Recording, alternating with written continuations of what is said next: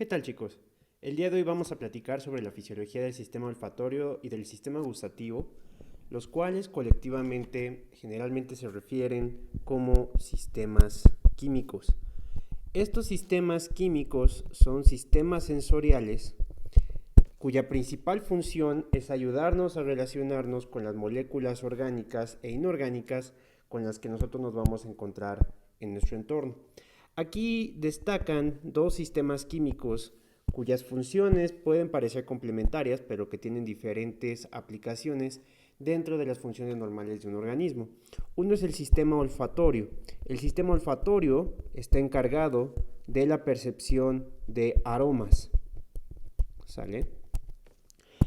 De hecho, el sistema olfatorio evolutivamente es uno de los sistemas filogenéticamente más antiguos y cuyas funciones se encuentran más conservadas en la mayor parte de los organismos vivos. El segundo sistema químico que tiene relevancia y que vamos a estudiar en la clase del día de hoy es el sistema gustativo. El sistema gustativo tiene que ver con el reconocimiento de los sabores. Ahora, cuando nosotros hablamos del reconocimiento de los sabores, no nos referimos como tal a la percepción específica que nosotros recibimos de la comida, debido a que la percepción que nosotros tenemos cuando consumimos un alimento va más allá solamente de percibir el sabor. De hecho, ahí es donde encontramos la complementariedad con el reconocimiento de los aromas, de las texturas y de diferentes informaciones sensoriales. Nos referimos con el reconocimiento de moléculas que tienen relevancia nutritiva para nuestro organismo. Y ahorita vamos a entrar en detalle con cada una de ellas. Vamos a empezar primero platicando sobre nuestro sistema olfatorio, ¿sale? El sistema olfatorio, que tiene la función fisiológica de reconocer aromas, es uno de los sistemas que tiene desde el punto de vista evolutivo, como lo hemos comentado hace un momento, una de las funciones más conservadas. Cuando nosotros vemos cómo está estructurado nuestro sistema olfativo, nosotros vemos que nuestra cavidad nasal va a estar íntimamente ligado con el pasaje de aire. Y en el pasaje de aire nosotros tenemos dentro de nuestra cavidad nasal superior al cornete medio y en la porción cercana al cornete nasal superior, a la altura de la lámina cribiforme, el epitelio olfatorio. El epitelio olfatorio es donde nosotros vamos a encontrar los nervios olfatorios que se van a conectar directamente con el bulbo olfatorio que va a formar parte de nuestro primer par craneal. Este primer par craneal es el que va a estar involucrado del reconocimiento de los aromas, y si nosotros hacemos un corte aquí a nuestro bulbo olfatorio y lo vemos con más detalle, nosotros apreciamos que este epitelio olfatorio va a tener características específicas que nos ayudan a entender cómo funciona la recepción de los aromas. Entonces, nosotros tenemos que las principales células receptoras que van a formar parte de nuestro epitelio olfatorio van a ser las células receptoras olfatorias, que son neuronas de tipo bipolares. Estas neuronas de tipo bipolares van a tener unos procesos que van a estar embebidos en la mucosidad que se produce por las células epiteliales que se contienen en el epitelio olfatorio. Estas células bipolares van a contener los receptores olfatorios, que ahorita vamos a ver en algún momento, y que van a tener axones que se van a conectar directamente a través de la lámina cribiforme hacia el nervio olfatorio, ¿sale? De hecho, esta es una de las porciones del sistema nervioso central que están más expuestos, así como ocurría con la retina. El epitelio olfatorio va a tener directamente terminales nerviosas que van a estar involucradas y van a estar expuestas directamente hacia el entorno. Esta porción de nuestro sistema nervioso central tiene propiedades específicas. Aquí tenemos nosotros una caricatura que demuestra a una persona oliendo una flor, ¿sale? Las moléculas odoríferas generalmente van a ingresar a través de la nariz, directamente haciendo contacto con el epitelio olfatorio. Y estas neuronas sensoriales van a reconocer las moléculas que lleguen directamente y van a iniciar potenciales de acción. A diferencia de lo que habíamos visto, por ejemplo, para los receptores de vista y los receptores de la función auditiva, nosotros sí vamos a tener que estos receptores inician potenciales de acción y posteriormente se conectan directamente hacia nuestro bulbo olfatorio. Una característica importante que tienen las neuronas olfatorias es que los receptores que van a poder percibir las diferentes modalidades olfatorias, que ahorita vamos a describirlos en un momento, van a tener una distribución ubicua en todo el epitelio olfatorio, es decir, no existen regiones especializadas dentro del epitelio olfatorio para percibir ciertos tipos de aromas. Nosotros vamos a poder percibir todos los tipos de aromas casi de manera generalizada en todo el epitelio olfatorio. A pesar de esto, nosotros vamos a ver que dentro de nuestro bulbo olfatorio se van a formar glomérulos. Y estos glomérulos que se encuentran en el bulbo olfatorio van a tener especialización odorífera, es decir, especialización odorífera, ¿sale? Lo que esto significa es que a pesar de que los receptores para diferentes moléculas olfatorias van a poder estar distribuidos en diferentes porciones del epitelio olfatorio, estos van a converger en los glomérulos y los glomérulos van a reconocer tipos de aromas específicos. De hecho, esto está conservado aún en diferentes personas, es decir, esto no es de individuo a individuo, sino que en general las regiones que reconocen ciertos tipos de aromas van a ser similares entre individuos y similares entre especies, lo que demuestra que el reconocimiento olfatorio tiene una porción que es evolutivamente conservada y una porción que también va a ser aprendida, ¿sale? Entonces vamos a ver nosotros que en estas terminales nerviosas de las neuronas sensoriales olfatorias, nosotros vamos a tener receptores odoríferos. ¿Cuáles son estos receptores odoríferos? Si nosotros hacemos zoom, aquí vemos nuestras terminales nerviosas que están embebidos en la mucosa del epitelio olfatorio. Y estos, si le hacemos un zoom y lo vemos con más detalle, van a ser receptores acoplados a proteína G. De hecho, ya habíamos comentado cuando vimos la parte de recepción y comunicación intercelular que estas proteínas tenían acopladas, o estos receptores tenían acoplada una proteína G olfatoria. Y esta proteína G olfatoria es un marcador específico del epitelio olfatorio y en general de los receptores metabotrópicos para los aromas dentro del epitelio olfatorio. Estos receptores lo que van a hacer es que una vez que se une la molécula odorífera, van a activar una proteína G que va a liberar la subunidad alfa olfatoria o alfa-olf. Esta subunidad alfa olfatoria va a acoplarse a una molécula de adenilato ciclasa.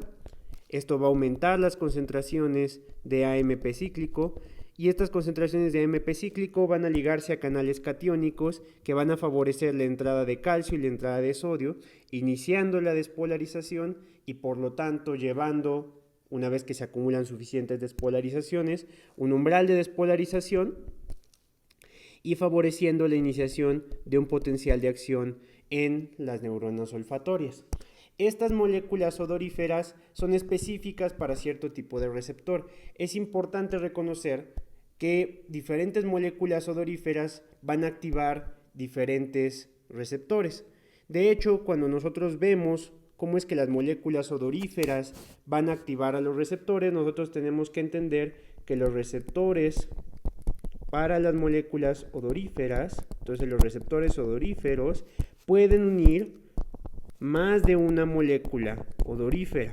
Es decir, los receptores no son específicos para una molécula. Imagínense, si nosotros tuviéramos un receptor para cada molécula que nosotros pudiéramos percibir con un aroma, tendríamos una cantidad casi infinita de receptores. En su lugar, los seres humanos tenemos aproximadamente entre 500, se puso mal el número, entre 500 y 1000 variedades de los receptores olfatorios que nosotros acabamos de describir. Y estos receptores olfatorios van a unir más de una molécula. Y en realidad lo que genera los aromas que nosotros percibimos es la combinación de la unión de una misma molécula a diferentes receptores. Entonces aquí tenemos un gráfico que demuestra al menos 1, 2, 3, 4, 5, 6, 7, 8, 9, 10, 11 diferentes tipos de receptores odoríferos.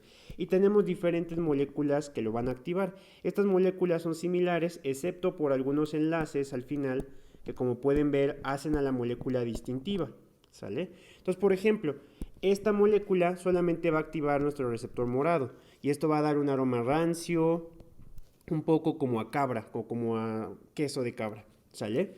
Esta otra molécula que sustituye este doble enlace y solamente deja el enlace hidroxilo va a activar otro tipo de receptores y esto va a dar por ahora un aroma de tipo dulce, herbal, casi maderoso. Como podemos ver, esto va a ser distinto. Entonces, un concepto fundamental de la recepción de los sistemas olfatorios es que la combinación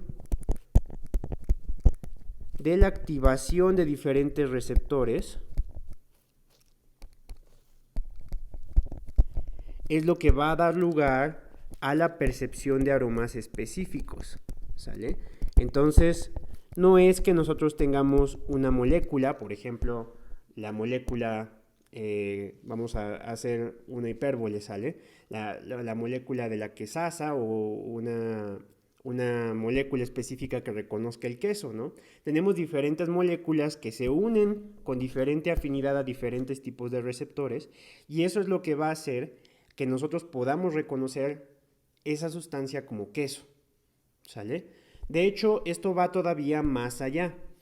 La unión de las moléculas a los receptores es dependiente de concentración, de tal suerte que cuando una molécula X tiene una baja concentración, nosotros lo vamos a percibir como un aroma Y. Pero si nosotros elevamos la concentración de esa misma sustancia X, debido a que se va a unir ahora a otros receptores a los que inicialmente por baja afinidad, cuando estaba en baja concentración, no se unía, cuando aumentamos la concentración se va a unir a esos receptores de baja afinidad y entonces nosotros lo podemos percibir como otro aroma. La percepción de los aromas entonces depende también de la concentración a la que se dé. Algunas sustancias, por ejemplo, cuando se unen a una baja concentración pueden tener olores frutales o cítricos y cuando se eleva la concentración pueden tener olores hasta pútridos. Entonces, los receptores metabotrópicos unidos a proteínas G olfatorias que reconocen los estímulos odoríferos estimulan o son estimulados por diferentes tipos de molécula y es la combinación de los receptores lo que codifica un potencial de acción específico que nos permite reconocer los aromas dentro de nuestro sistema nervioso central, ¿sale?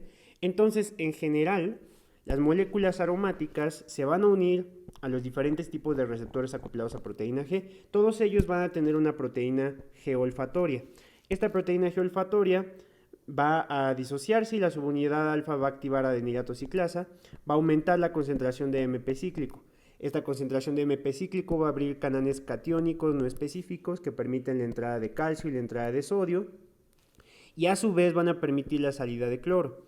Esto va a favorecer un aumento en la concentración de calcio intracelular, favoreciendo despolarización de nuestra neurona bipolar y con ello la generación de un potencial de acción que se traduzca hacia el bulbo olfatorio, ¿sale? Entonces, aquí a diferencia de otros sistemas, no tenemos una célula receptora específica que después active a una neurona, es la misma neurona la que tiene los receptores y va a iniciar el potencial de acción, ¿sale? De hecho, las células olfatorias, una vez que llegan a nuestro bulbo olfatorio, aquí ya que estamos en el bulbo olfatorio, como habíamos comentado hace un momento, a pesar de que a lo largo de nuestro epitelio olfatorio nosotros vamos a tener una representación ubicua de los diferentes tipos de receptores, el reconocimiento sensorial va a favorecer la convergencia de neuronas que reconocen los mismos aromas en glomérulos dentro de nuestro bulbo olfatorio. Entonces, tal como veíamos en el esquema aquí arriba, diferentes neuronas van a converger en un mismo glomérulo y van a formar adaptaciones funcionales que van a servir para ser reconocidos como un estímulo olfatorio específico, ¿sale? Entonces, aquí vamos a tener que las neuronas olfatorias van a formar los glomérulos y eso va a ser reconocida por la neurona de segundo orden, que en este caso van a ser las células mitrales, ¿sale? Estas células mitrales son las que van a ser encargadas de generar un impulso secundario que posteriormente se lleve directamente hacia la corteza olfatoria en la corteza cerebral, ¿sale? Pero para que nosotros reconozcamos olores específicos, nosotros vamos a requerir de algunas interneuronas olfatorias. Entonces las interneuronas, como ya hemos comentado en otros videos que están involucrados con modalidades sensoriales, van a tener la función de refinar el reconocimiento de estímulos. Aquí tenemos dos tipos de interneuronas: las células periglomerulares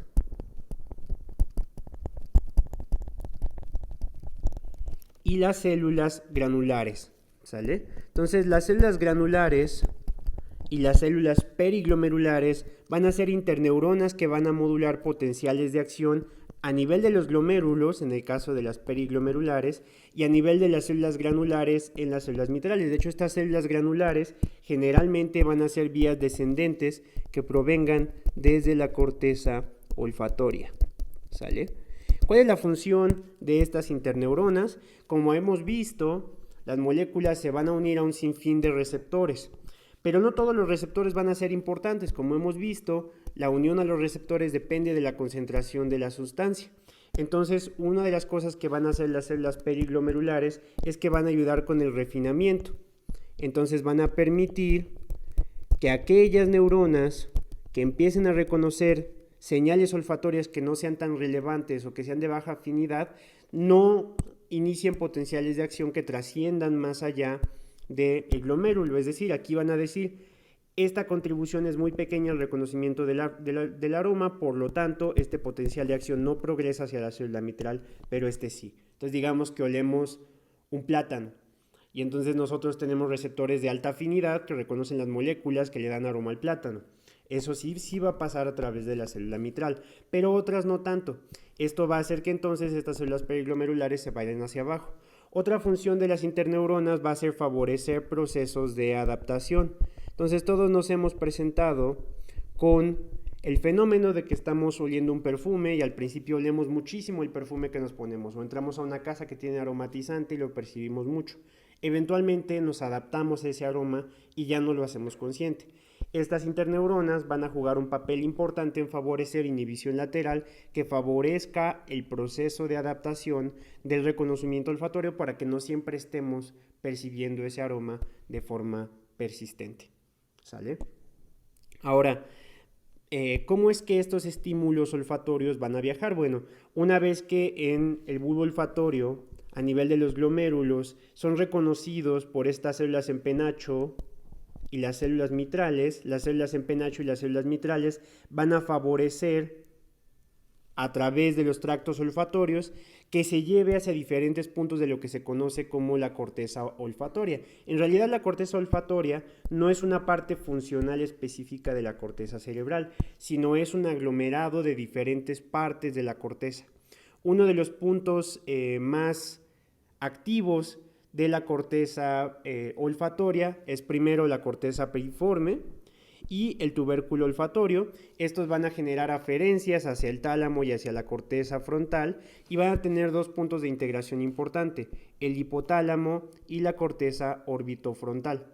Estos van a ser los que van a estar encargados de generar la integración consciente de los aromas. Entonces, iniciamos nuestro potencial de acción aquí en la célula, en nuestro bulbo olfatorio, y esto lo va a llevar ya sea hacia el núcleo olfatorio anterior para el bulbo olfatorio contralateral, que va a permitir comparar aromas en ambos bulbos olfatorios, o se va a ir directamente hacia la corteza cerebral, donde primero va a tener ya sea en la corteza piriforme o en el tubérculo olfatorio la capacidad de hacer una integración de qué es lo que estamos oliendo directamente en la corteza orbitofrontal, o se va a ir a otras áreas cerebrales que van a estar involucradas con otro tipo de respuestas. Por ejemplo, la amígdala va a estar involucrada con la respuesta emocional hacia los estímulos olfatorios.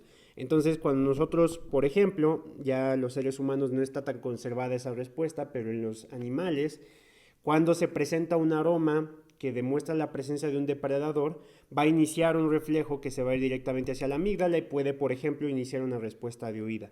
También vamos a tener otro tipo de estímulos que se van a ir hacia la corteza entorrinal y esos se van a ir hacia el hipocampo y están involucrados en la preservación de la memoria. De hecho, esta relación entre la corteza olfatoria y la corteza entorrinal, el hipocampo y la función de la memoria explica por qué la pérdida del olfato, definida clínicamente como anosmia, es uno de los síntomas iniciales que se presentan en los pacientes que tienen enfermedad de Alzheimer, ¿sale? Entonces, los pacientes que tienen enfermedad de Alzheimer generalmente van a presentar como uno de los primeros síntomas la pérdida de olfato, y esto tiene que ver con alteraciones que ocurren en la interconexión de la corteza olfatoria con la corteza entorrinal. Entonces, los estímulos olfatorios no solamente se van a reconocer a nivel cortical, sino que van a tener un papel en el reconocimiento emocional de los aromas y en la generación de memoria, no solamente para los olfatos, sino en la generación de asociaciones. Vamos a ver que la memoria olfativa va a estar íntimamente ligada con la memoria de trabajo. Entonces, van a haber diferentes factores que nos van a hacer recordar cosas, ¿no? Por ejemplo, olemos un perfume y nos puede recordar a nuestra mamá, nos puede recordar a nuestro papá, o el olor de una comida específica nos puede recordar a nuestra familia, ¿no? Esto está explicado por la forma tan íntima en la que se liga la memoria olfatoria con la memoria de trabajo y sobre todo con la memoria adaptativa. Ahora, en este mismo bulbo olfatorio se reconoce otro órgano del cual vamos a hablar brevemente, a pesar de que su relevancia en humanos aún no está demostrada. No es que no exista, simplemente no está demostrada aún. Este es el órgano vómero-nasal. El órgano vómero-nasal es un órgano que, al menos en los mamíferos no primates y en los humanos que no se ha demostrado, reconoce feromonas, ¿sale? Y esto está íntimamente ligado a la conducta sexual de los animales. Entonces, en el órgano vómero-nasal se van a reconocer feromonas y esto nos va a permitir que se hagan aferencias específicas, por ejemplo, hacia la amígdala, que van a estar involucrados o hacia el sistema límbico en general, que van a estar involucrados en las conductas sexuales, ¿sale? Entonces, nosotros aquí tenemos que generalmente, como había comentado hace un momento, la representación de los diferentes aromas va a ser ubicua a lo largo de nuestro epitelio olfatorio, pero al momento de hacer sinapsis, algunos bulbos olfatorios específicos lo van a reconocer. Y en el caso del órgano vómero-nasal ocurre una adaptación específica también. Entonces, nosotros vamos a tener que los órganos vómero-nasales van a recibir aferencias de neuronas específicas que van a reconocer estas feromonas. Y de hecho, cuando nosotros vemos estos receptores, son receptores específicos del órgano vómero-nasal que reconocen las feromonas y que van a llevar una aferencia específica hasta este órgano. Este órgano no se ha identificado en los seres humanos, sin embargo, su importancia se reconoce para que tenga un papel crucial en la conducta sexual de los mamíferos, ¿sale? Entonces, estas funciones olfatorias están bastante conservadas y muchas veces existe la noción incorrecta de que los sabores que nosotros percibimos dependen enteramente de los aromas, y aquí es donde quiero hacer una diferencia importante entre el gusto y el sabor, ¿sale? El sabor generalmente es una experiencia sensorial que depende del aroma, depende del gusto y depende de experiencias somatosensoriales, por ejemplo, la textura del alimento, la temperatura a la que se encuentra el alimento, y todo eso contribuye a que nosotros tengamos un sabor, ¿sale? Por ejemplo, si ustedes piensan en el sabor que tiene una papa frita, nosotros asociamos la papa frita no solamente con el aroma o con el sabor de la papa, sino que también lo reconocemos con el aroma del aceite y lo reconocemos con que es algo crujiente. Entonces, el sabor proviene de toda esta combinación. Entonces, al principio de la clase decía que el sistema gustativo reconoce el sabor, pero una forma más específica de decir qué hace el sistema gustativo es que pues reconoce el gusto, ¿Sale? Y entonces, a diferencia de los sabores, que podemos reconocer un sinfín de sabores por la combinación de experiencia sensorial, en el gusto nosotros vamos a reconocer en realidad solamente 5 sabores básicos. ¿Sale? Ahorita vamos a definir cuáles son estos 5 sabores básicos específicos. El órgano receptor de nuestro gusto van a ser precisamente pues nuestra lengua, y en la lengua vamos a identificar nuestras papilas gustativas. Estas papilas gustativas van a tener receptores de sabor, o estos poros de sabor, estas células del gusto, que van a reconocer y van a tener los receptores específicos para los diferentes sabores que nosotros vamos a reconocer. ¿Sale? Nosotros vamos a tener en general es que estas papilas gustativas van a tener 3 variaciones. Podemos tener papilas gustativas fungiformes, que en general van a tener una cantidad pequeña de receptores en su expresión. Vamos a tener también foliadas y circunvaladas. ¿Sale? Estas van a tener el órgano receptor, que va a ser específicamente la célula del gusto, y esta va a tener un poro. Es en este poro donde se reconocen las moléculas gustativas que van a ser reconocidas y que van a generar los estímulos que nosotros normalmente asociamos con el gusto. ¿Sale? Nosotros vamos a tener, como había comentado hace un momento, 5 moléculas gustativas. Aquí vamos a hacer un acercamiento, o 5 modalidades gustativas. Vamos a hacer un acercamiento hacia el poro y vamos a ver que nosotros vamos a reconocer sabores salados, sabores ácidos, sabores amargos, sabores dulces y sabores de tipo umami. Estos sabores específicos lo que van a reconocer, ahorita estoy usando sabor y gusto de forma independiente, pero estos gustos específicos, lo que nos van a ayudar es que nos van a ayudar a reconocer las propiedades nutritivas de los alimentos. Entonces, uno de los papeles fundamentales que va a jugar el gusto es para reconocer las propiedades nutritivas de los alimentos. ¿Sale? Entonces hay que ver específicamente este gusto, qué nos está diciendo, o estos 5 gustos o estos 5 sabores, qué nos está diciendo sobre las propiedades de los alimentos. Los sabores salados generalmente están relacionados con el balance hidroelectrolítico, ¿sale? Entonces nosotros vamos a reconocer los sabores salados en específico porque nos van a ayudar a consumir alimentos que nos permitan mantener nuestro balance de sodio. De hecho, la importancia de los sabores salados para mantener el balance hidroelectrolítico se reconoce por el gradiente de concentración al que nosotros asociamos los sabores salados, donde algo que tiene una concentración elevada de sodio generalmente nos va a generar una conducta aversiva, y sin embargo, si la cantidad o la concentración de sodio es baja en nuestro alimento, nos va a generar un mayor apetito por más sodio. Entonces decimos, le hace falta sal, porque reconocemos que las propiedades nutricionales del alimento no nos va a ayudar a mantener el balance de sodio que nosotros necesitamos. Por el contrario, decimos tiene mucha sal cuando reconocemos que el balance de sodio trasciende las necesidades que nosotros vamos a tener para el sodio. ¿Sale? ¿Qué nos dicen los sabores ácidos en nuestro sistema gustativo? Generalmente nos habla de alimentos o sabores que van a ser aversivos. Entonces nos va a ayudar a reconocer alimentos que ya sea estén fermentados o que estén relacionados con un pH bastante ácido que nos pueda resultar deleterio. Entonces va a ser reconocido como un sabor aversivo que en altas concentraciones debemos evitar.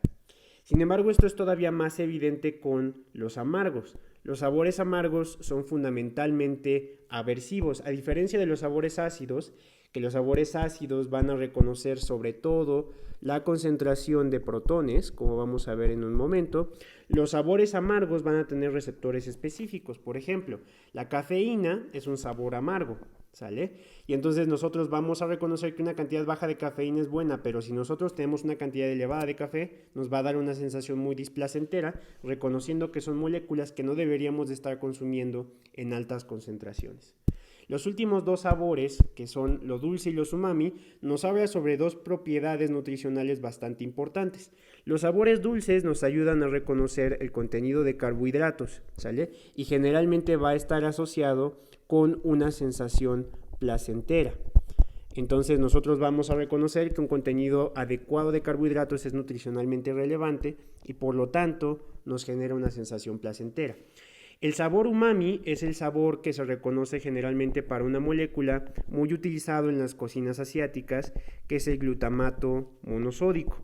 Sin embargo, no es que nosotros hayamos desarrollado evolutivamente un receptor que solamente reconozca al glutamato monosódico, sino que es un sabor que básicamente engloba el sabor general que van a adoptar los aminoácidos. Entonces los sabores umami nos ayudan a reconocer el contenido de aminoácidos de nuestros alimentos y de hecho esto también va a estar asociado con un sabor placentero. Por eso los platillos asiáticos que se enriquecen con glutamato monosódico generalmente van a generar un sabor bastante agradable y bastante accesible y bastante placentero. Los receptores de hecho que reconocen los sabores dulce y los sabores umami, como vamos a ver en un momento, son receptores bastante similares y la combinación distinta de estos receptores nos van a dar diferentes tipos de reconocimiento. Entonces, como podemos ver, los 5 gustos o los 5 sabores, para hablarlo de forma general, que nosotros reconocemos con nuestro sistema gustativo, nos habla de las propiedades nutricionales de los alimentos. Y esto va a ser reconocido por receptores de tipo específico. Los sabores dulces van a ser reconocidos por un canal iónico, que es el canal epitelial de sodio. Este canal epitelial de sodio lo vamos a volver a ver cuando toquemos la parte de fisiología renal, cuando toquemos la parte de las glándulas salivares, y es un canal que básicamente va a permitir la entrada de sodio, ¿sale? Es un canal que se expresa en nuestros poros gustativos, de los receptores gustativos de las papilas, y con ello vamos a poder, perdón, había dicho los dulces, son los salados, una disculpa. Estos sabores salados van a ser reconocidos por el canal epitelial de sodio y este canal epitelial de sodio pues simplemente es un canal iónico que permite la entrada de iones de sodio, ¿sale? Los sabores ácidos también van a ser reconocidos por un canal iónico. Este canal iónico va a ser un canal que va a reconocer o va a permitir en específico el paso de moléculas de tipo protónico. Y estas moléculas de tipo protónico van a pasar a través del poro de los sabores ácidos y nos van a permitir reconocer sabores que están íntimamente ligados con el reconocimiento de estos sabores ácidos. Esta molécula que permite el paso de los protones se llama otopetrina 1 y de hecho la otopetrina 1, esta otopetrina también se ha identificado en los sistemas vestibulares y está involucrado también en el reconocimiento de la aceleración lineal, ¿sale? Los sabores amargos van a ser reconocidos por una familia de 30 receptores metabotrópicos distintos que van a reconocer moléculas con una muy alta afinidad. Entonces esto nos va a permitir identificar moléculas que están relacionadas con sabores amargos y que por lo tanto nos va a poder permitir identificar moléculas que generalmente son aversivas o que incluso pueden ser venenosas para ser reconocidas. Hace un momento que cometí el error de hablar de los sabores dulces cuando en realidad estaba hablando de los salados. Me refería a los sabores dulces que son receptores metabotrópicos, al igual que los amargos, ambos son receptores acoplados a proteína G. Los receptores de los sabores dulces tienen dos subunidades, una subunidad T1R2 y una subunidad T1R3. Esto lo menciono porque como vamos a ver en un momento, los sabores umami van a compartir algunas propiedades con los receptores de los sabores dulces, pero estos no van a ser intercambiables, ¿sale?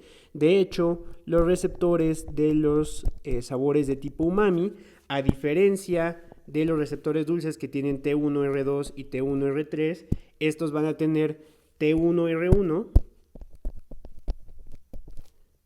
y T1R3. Entonces ambos comparten la subunidad T1R3, lo que explica que ambos sean sabores que son reconocidos como placenteros por nuestro sistema nervioso central. ¿Sale?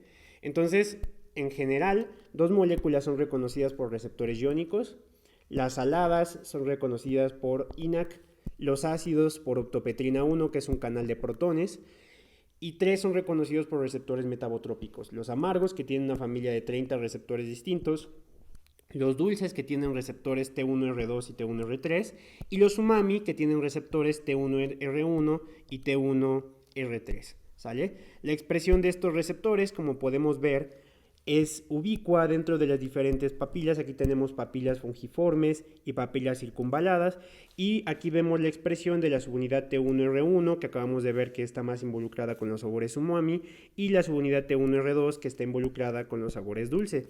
Y como podemos ver, la representación de ambas en las papilas gustativas es bastante amplia, lo que quiere decir que las papilas gustativas en sí no están especializadas para reconocer generalmente un tipo. Sin embargo, cada neurona,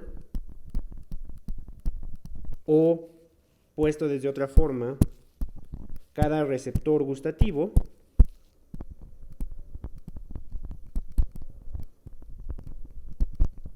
va a reconocer preferencialmente un sabor. ¿Sale? Entonces nosotros vamos a tener en las papilas gustativas, que esa papila gustativa se va a especializar para el reconocimiento de sabores dulces, o para el reconocimiento de sabores umami, o para el reconocimiento de sabores salados, o para el reconocimiento de sabores amargos, y eso va a hacer que pueda tener un reconocimiento específico. ¿Sale?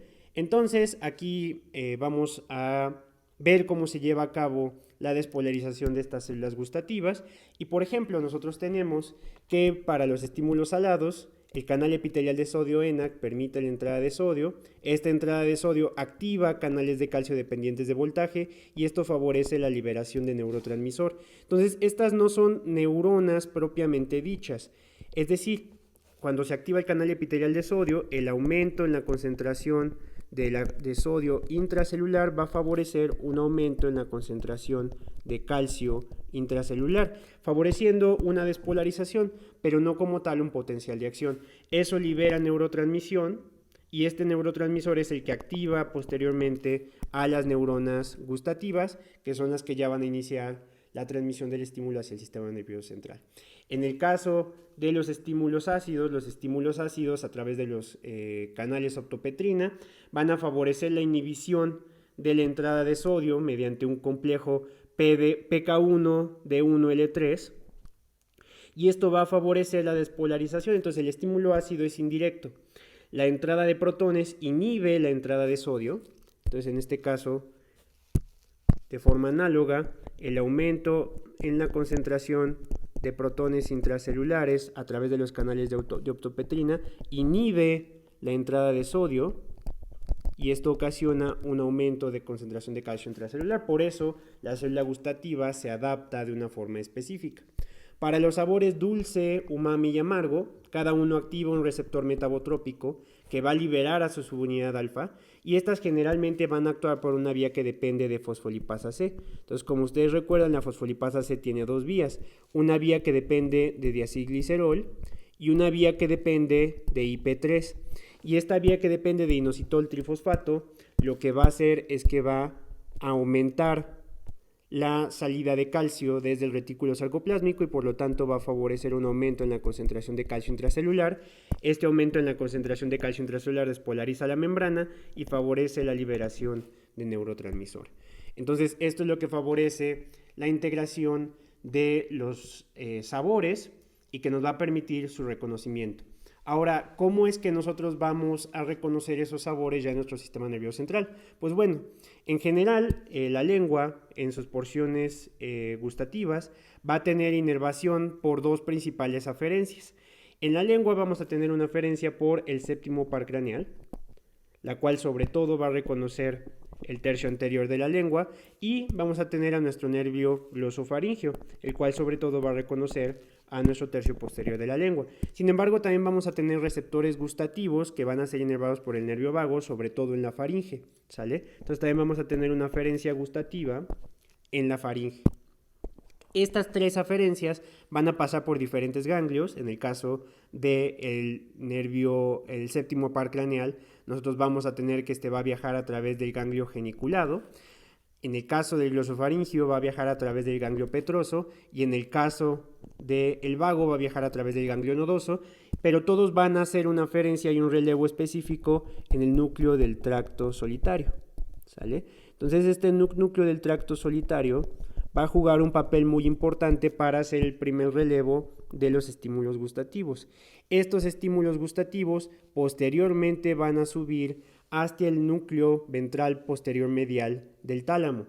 Este núcleo ventral posterior medial del tálamo va a servir como filtro y últimamente va a llevar a los estímulos gustativos hasta la corteza gustativa, que está compuesto por dos estructuras corticales. La primera estructura cortical que reconoce los estímulos gustativos es la ínsula anterior. De hecho, el lóbulo puse interior, es anterior, perdón. La ínsula anterior. De hecho, el lóbulo de la ínsula es uno de los principales involucrados en el reconocimiento de los sabores, y el opérculo frontal. Estas dos van a servir para ayudar a la integración de los estímulos gustativos y nos van a permitir hacer el reconocimiento de los 5 gustos que acabo de comentar. En el caso de los sabores, como una experiencia multisensorial, nosotros vamos a ver que también la faringe, la boca y el paladar van a poder ayudarnos a que los aromas que se perciben por la boca pasen de forma retronasal. Entonces, cuando nosotros decimos que todo el sabor ocurre por la boca y que esto también está ligado al epitelio olfatorio, tiene que ver con que las moléculas aromáticas van a poder pasar de forma retronasal a través de la boca, a través de la faringe y del paladar. Sin embargo, esto también va a tener parte de la experiencia multimodal del reconocimiento del sabor, pero desde una experiencia olfatoria. La parte gustativa sigue ocurriendo en la lengua a nivel de las células gustativas, y la porción somatosensorial también se va a integrar a nivel de estas estructuras corticales, ¿sale? La ínsula anterior como el opérculo frontal van a estar involucrados en el reconocimiento consciente, y estos van a proyectar a diferentes áreas cerebrales, ¿sale? No es que nada más se queden ahí. De hecho, estas van a después proyectar hacia el hipotálamo y van a estar involucradas en la respuesta adaptativa del control del apetito, van a proyectar hacia regiones dopaminérgicas que están involucradas con el reconocimiento hedónico de la comida, que es lo que hace que nos guste la comida, que nos haga sentir placer, y también van a hacer una aferencia directa hacia las porciones del hipocampo que van a estar involucradas con el aprendizaje, con la memoria, con la que nosotros también asociamos muchos de los sabores que nosotros percibimos. Como podemos ver entonces, los sentidos químicos nos ayudan a relacionarnos con nuestro entorno para reconocer los aromas que están a nuestro alrededor, pero también para reconocer el valor nutricional de las moléculas orgánicas con las que nos encontramos. Con esto terminamos el entendimiento de las modalidades sensoriales y receptivas, y vamos a pasar a entender ahora cómo estos sistemas nos van a ayudar a relacionarnos de otra forma y emitir respuestas que puedan ser reconocidas por nuestro entorno. Muchas gracias, chicos, y que tengan muy buen día.